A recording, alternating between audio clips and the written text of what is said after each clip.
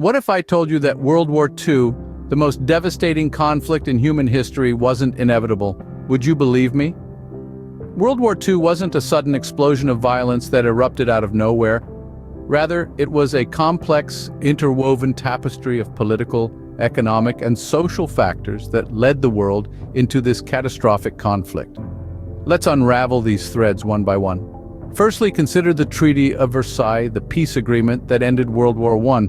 Many at the time hoped it would be the war to end all wars, but instead it planted the seeds of resentment and revenge. Particularly in Germany, the treaty was seen as a harsh and humiliating peace.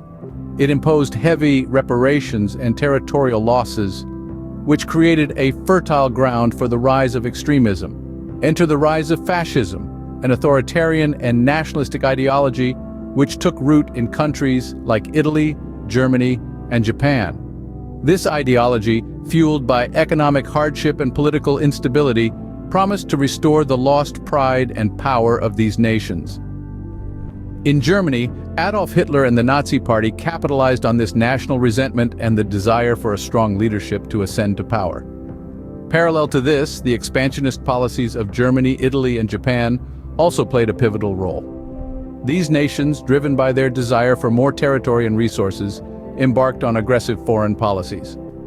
Germany's annexation of Austria and the Sudetenland, Italy's invasion of Ethiopia, and Japan's incursions into China were all clear indications of their ambitions. In addition, the failure of the League of Nations, the precursor to the United Nations, to maintain peace and check these expansionist policies added fuel to the fire. The lack of collective security and decisive action left the aggressive nations unchecked, allowing them to pursue their ambitions without fear of significant international intervention. So the seeds of this monumental war were sown, not by a single event, but by a series of political, economic, and social crises. With the stage set, the world found itself plunged into a war of unprecedented scale and brutality. Let's journey back to September 1st, 1939. The morning sun barely had a chance to rise when the rumble of tanks and the thunder of artillery signaled the start of World War II. Nazi Germany, under the leadership of Adolf Hitler, launched a blitzkrieg, a lightning war, against Poland. The world watched in stunned silence as Poland fell in less than a month. Fast forward to 1940. Hitler's war machine had swept across Europe, leaving only Britain standing defiantly against the Nazi onslaught. The Battle of Britain was a testament to the courage of the British people and their unwavering spirit of defiance. The relentless bombing campaign known as the Blitz saw the British skies filled with German bombers night after night, yet Britain held firm. In the East, the situation was no less grim. In June of 1941, Hitler broke the non-aggression pact with Stalin and launched Operation Barbarossa, a massive invasion of the Soviet Union. The Eastern Front would become the deadliest theater of the entire war. The tides of war began to shift in the Allies' favor with the Normandy landings on June 6, 1944, also known as D-Day.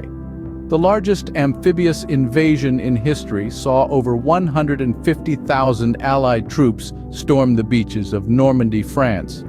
This marked the beginning of the end for Nazi Germany. In the Pacific, the United States was engaged in a brutal island-hopping campaign against the Japanese Empire.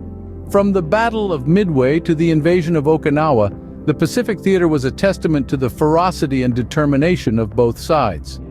From the beaches of Normandy to the islands of the Pacific, the world was engulfed in a struggle for survival and supremacy. The impact of these events and the countless lives they affected would shape the course of history forever. Amid the chaos and carnage of the war, humanity witnessed one of its darkest chapters, the Holocaust. In times of war, hatred can breed monstrous deeds.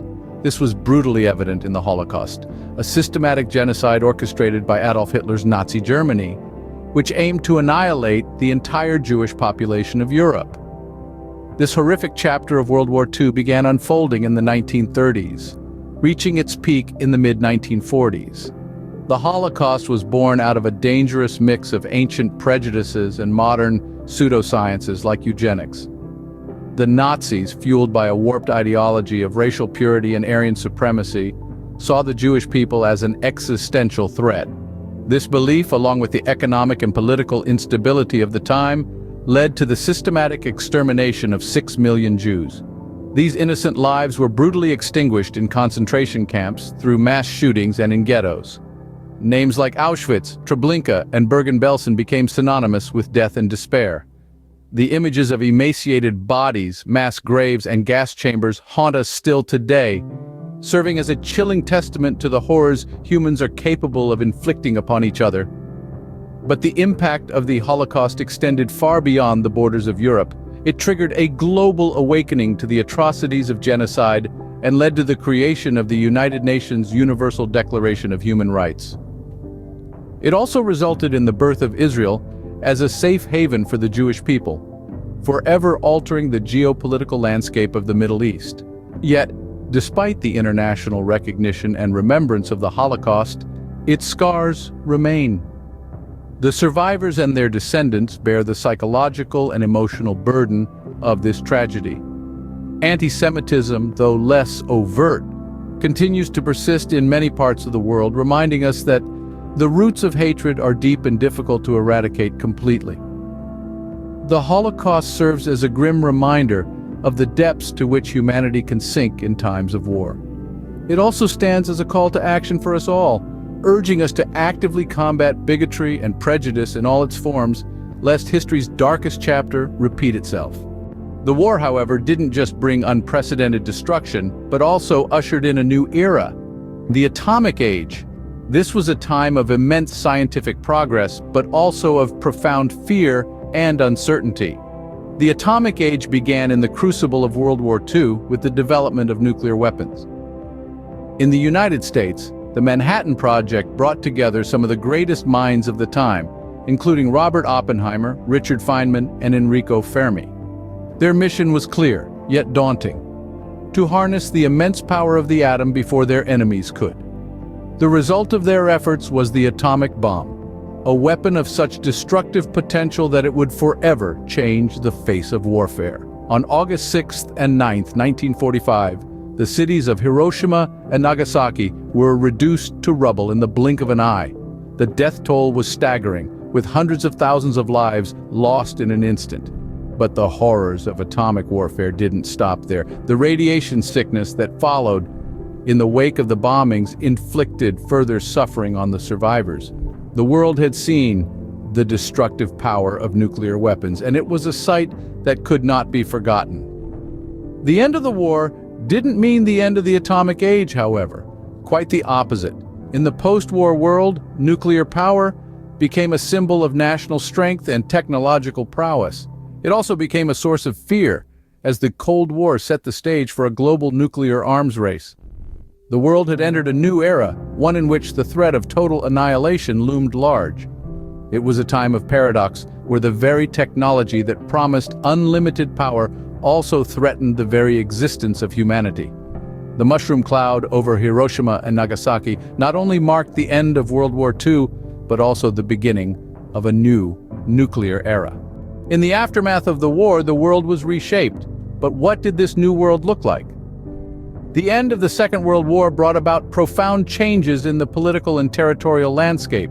The map of Europe, in particular, was redrawn in ways that are still evident today.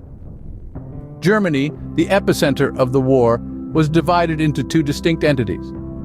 In the West, the Americans, British, and French occupied zones coalesced into the Federal Republic of Germany, or what we commonly know as West Germany. Meanwhile, the Soviet Union controlled the East, forming the German Democratic Republic. This division was a stark manifestation of the ideological divide that would come to define the second half of the 20th century. The war had shown the world that international cooperation was more critical than ever to prevent such a catastrophe from happening again. Thus, the United Nations was born, an intergovernmental organization designed to promote peace, security, and cooperation among nations. It was an ambitious project, one that acknowledged the interconnectedness of our world and the need for a collective approach to its challenges.